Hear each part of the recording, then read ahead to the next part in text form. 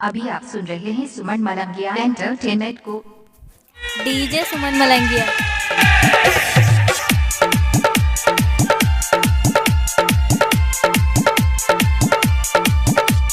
Music by DJ Guddu Raj. अभी आप सुन रहे हैं सुमन मलंगिया एंटरटेनमेंट को। सावन के महीना चढ़ले कोले बरत सोमवार गे कोले बरत सोमवार हो सावन के महीना चढ़ले कोले बरत सोमवार गे भोले बाबा पर जल जे ढार बहे भोले बाबा पर जल जे ढार तनी मन मिलतो भतार गे भोले बाबा पर जल जे ढार तनी मन मिलतो भतार गे। DJ Guddu Madhubani, DJ Guddu Madhubani, DJ Guddu Madhubani.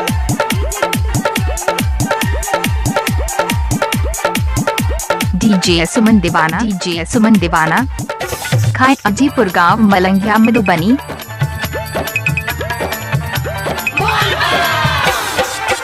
करबे बरत छौरी मन दुल्हा मिलतौगे करबे बरत छौरी मन दुल्हा मिलतौगे बाबा के कृपा से जिंदगी तोहर खिलतौगे बाबा के कृपा से जिंदगी तोहर खिलतौगे बाबा के कृपा से जिंदगी तोहर खिलतौगे।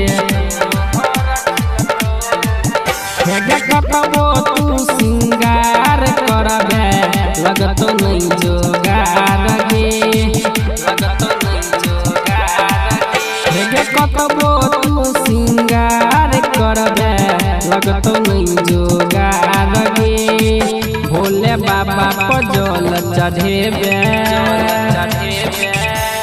हेगे भोले बाबा पर जल चढ़ेबे त मिलतौ निमन भतार गे भोले बाबा पर जल चढ़ेबे त मिलतौ निमन भतार गे।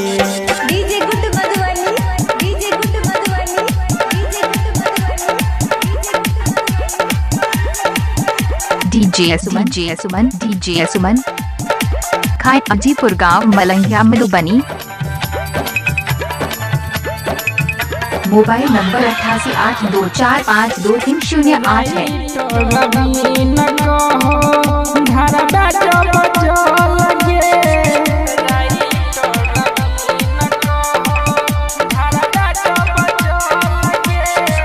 सब समस्या के भई जतो लगे सब समस्या के भई जतो हाँ सब समस्या के भई जतो लगे